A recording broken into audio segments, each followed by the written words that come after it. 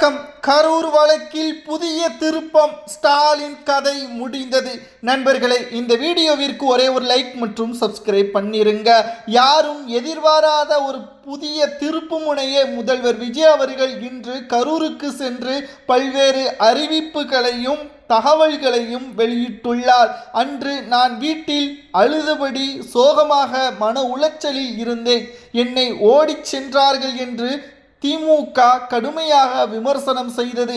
ஆனால் அந்த நிகழ்வை ஏற்படுத்தியதே திமுக தான். காவல்துறையை தனது கட்டுப்பாட்டில் வைத்து கூட்ட நெரிசல்களை தானாக உருவாக்கி என்னை அனுமதித்து அந்த இடத்தில் அசம்பாவிதங்களை உருவாக்கி தற்பொழுது என் மீது பழி போட்டு என்னை வில்லனாக மாற்றி அரசியலில் இருந்தே விரட்டியடிக்க திமுக என்னை முயற்சி செய்தது. தற்பொழுது ஆளும் கட்சியாக தாவேக வந்த பிறகு பல்வேறு ஆதாரங்களை உண்மையாக சேகரித்து நீதிமன்றத்தில் சமர்ப்பிக்க உள்ளோம். அதில் சில உயர் காவல் அதிகாரிகளும் இடம்பெறுவார்கள்.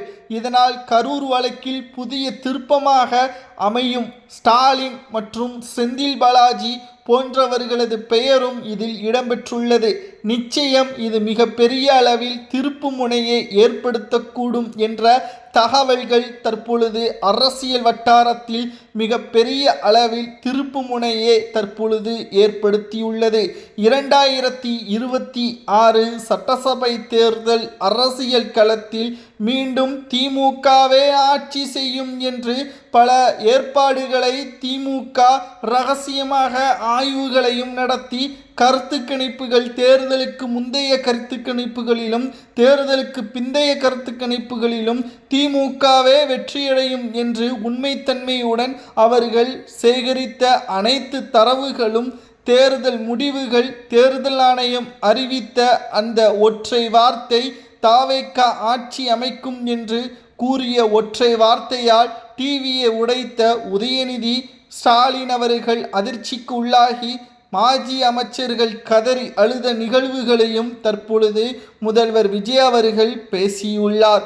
கரூரில் நினைவு சின்னத்தை நான் அமைப்பேன். 41 பேருக்காக நிச்சயம் யாரெல்லாம் தவறு செய்தார்களோ அவர்கள் எல்லாம் மன்னிப்பு கேட்டு திரும்ப இதுபோல ஒரு நிகழ்வுகள் எந்த ஒரு அரசியல் கட்சிகளையும் மேற்கொள்ள இந்த மாதிரியான சதித்திட்டங்களை போட அவர்கள் தயக்கம் படும் அளவிற்கு இந்த வழக்கை நீதிமன்றத்தில் எடுத்து சென்று அதற்கான ஆவணங்களையும் சமர்ப்பித்து சிறையில் அடைக்கப்படுவதற்கான முயற்சிகளில் நான் ஈடுபடுவேன் என்று முதல்வர் விஜய் அவர்கள் பேசியுள்ளார். தற்பொழுது முதல்வர் விஜய் அவர்கள் ஆளும் தாவேக அரசை கவிழ்ப்பதற்கு திமுக நடத்திய குதிரை பேரத்திலும் தோல்வியடைந்து விட்டது. எதிர்க்கட்சியாக சிறப்பாக செயல்படலாம், ஆனால் சட்டப்பேரவையில் பார்ட்டி ஃபண்ட் என்று ஒற்றை வார்த்தை தான் நான் கூறினேன். அதுவும் குறிப்பிட்டு திமுக என்று நான் கூறவில்லை. ஏனென்றால் ஆவணங்கள் இன்னும் சேகரிக்கப்பட்டுத்தான் இருக்கிறது.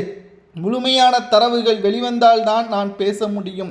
ஆனால் பார்ட்டி ஃபண்டில் ஊழல் நடைபெற்றிருக்கிறது என்று மட்டும்தான் நான் தெரிவித்தேன். அதற்கு கூட பதிலளிக்க முடியாமல் சட்டப்பேரவையிலிருந்து உதயநிதி அவர்கள் வெளியேறுகிறார்கள் என்றால் நிச்சயம் மிக பெரிய அளவில் தவறுகள் பார்ட்டி ஃபண்டில் நடந்துள்ளது. நிச்சயம் மக்களின் வரிப்பணங்களை குடும்ப சொத்தாக்க மாற்றியுள்ளனர். அறநிலைத்துறையில் கோவில் நகைகள், கோவில் பணங்கள் அனைத்திலும் முறைகேடு. திமுக 5 ஆண்டுகளில் சுமார் 7 லட்சம் வரைக்கும் கடனை பெற்றுள்ளது. ஆனால் தமிழ்நாட்டின் வரவு செலவுகள் அனைத்தையும் பார்க்கும் பொழுது 7 லட்சம் கோடி கடன் என்பது திமுகவால் நேரடியாக அவர்கள் அதிகரித்த கடன் சுயநலத்திற்காகவும் அவர்களது வருமானத்தை பெருக்குவதற்காகவும் அமைக்கப்பட்ட கடன். மக்களின் வரிப்பணங்கள் என்ன ஆனது? வருவாய், கோவில் பணங்கள், உண்டியல் பணங்கள், பழம்பெரும் தங்க நகைகள், இதற்கான ஆவணங்கள் எங்கே என்ற கேள்விகளையும் தற்பொழுது நாங்கள் கேட்க ஆரம்பித்துள்ளோம். இதற்கெல்லாம் பதில்களை திமுக வெளியிட வேண்டும். இல்லை என்றால் சட்டப்படி நடவடிக்கை எடுப்போம். நாங்கள் யாரையும் பார்த்து பயப்பட வேண்டிய அவசியம் கிடையாது. மக்கள்தான் எங்களது மன்னர்கள் என்று முதல்வர் விஜய் அவர்கள் கரூரில் பேசியுள்ளார். திமுக இனி நிச்சயம் ஆளும் கட்சியாக வருவதற்கு வாய்ப்பு துளி அளவு கூட கிடையாது. மக்கள் இனியும் திமுகவை ஒருபோதும் ஏற்றுக்கொள்ள மாட்டார்கள். திராவிட முன்னேற்றக் கழகத்தின் ஆட்சி முழுவதும் கலைக்கப்பட்ட பிறகு அரியணையில் எப்படியாவது ஏறிவிடலாம் என்று நினைக்கக்கூடிய மு.க.ஸ்டாலின் அவர்களுக்கு இனி நிச்சயம் நிரந்தர எதிர்க்கட்சி தலைவர் பதவியும் கிடைக்க வாய்ப்பே இல்லை. ஏனென்றால் குளத்தூரிலும் சரி, சேப்பாக்கத்திலும் சரி, சேப்பாக்கத்தில் சில 1000 வாக்குகள் பெற்று உதயநிதி வெற்றியடைந்தார். உதயநிதி அவர்களை விட ஸ்டாலின் அவர்கள் பல மடங்கு முன்னிலையில் இருப்பார் என்று எதிர்பார்க்கப்பட்ட நிலையில் அவர் முதல் சுற்றிலிருந்தே பின்னடைவை தான் சந்தித்து மிகப்பெரிய தோல்வியை தழுவி தமிழ்நாட்டிற்கு திமுகவின் தொண்டர்கள் அதிர்ச்சியடையும் வகையில் ஸ்டாலினின் தோல்வி அமைந்துவிட்டது. நிர்வாக திறமையற்ற தலைவரை மக்கள் ஏற்றுக்கொள்ள மாட்டார்கள் என்பதற்கு உதாரணமாக மு.க.ஸ்டாலின் வந்துவிட்டார். கரூரில் நடைபெற்ற துயர சம்பவத்திற்கு அதற்கு திட்டமிட்ட நபர்களையும் நிச்சயம் நாங்கள் அதற்கான சட்ட ரீதியான நடவடிக்கைகளை மேற்கொள்வோம். தற்பொழுது வரை தாவேகாவின் ஆட்சியை கலைப்பதற்கு சதித்திட்டம் போட்டுக்கொண்டிருக்கின்ற திமுக ஒருபோதும் வெற்றியடையாது. கூட்டணியில் இல்லாமல் இருக்கக்கூடிய திமுக இனி எதிர்வரக்கூடிய அரசியல் காலகட்டத்தில் மக்களால் புறக்கணிக்கப்பட்டு வேறு தலைமையை தேடக்கூடிய சூழல் அரசியல் களத்தில் திமுகவிற்கு ஏற்படும் என்று தாவேகாவின் தலைவரும் முதல்வருமான விஜய் அவர்கள் பேசியிருப்பதுதான் அரசியல் களத்தில் மிக பெரிய அளவில் பரபரப்பை ஏற்படுத்தியுள்ளது.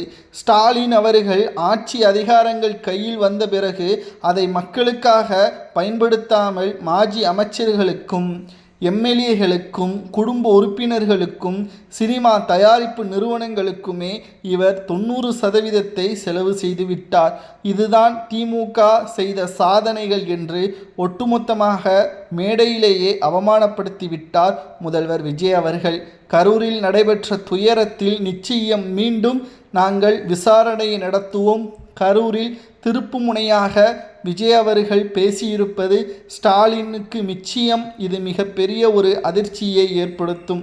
தவறு செய்தவர்கள் ஒருபோதும் சுதந்திரமாக சுற்றி திரியலாம் என்று கனவிலும் கூட இனி நினைக்கக்கூடாது. அந்த அளவிற்கு நாங்கள் விசாரணையை நடத்துவோம். விசாரணையில் ஒன்று மட்டும் நாங்கள் உறுதியாக கூறுகிறோம், நிச்சயம் பல்வேறு ஆவணங்களுடன் விசாரணையை நடத்தும் பட்சத்தில் அதில் சிக்கக்கூடிய நபர்களுக்கு அதிகபட்ச தண்டனை நாங்கள் பெற்றுத்தருவோம். கரூரில் நிச்சயம் 41 குடும்ப உறுப்பினர்களில் நானும் ஒருவனாக எப்பொழுதும் இருப்பேன்.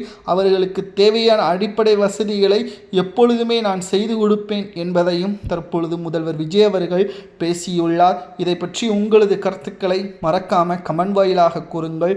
நன்றி, வணக்கம்.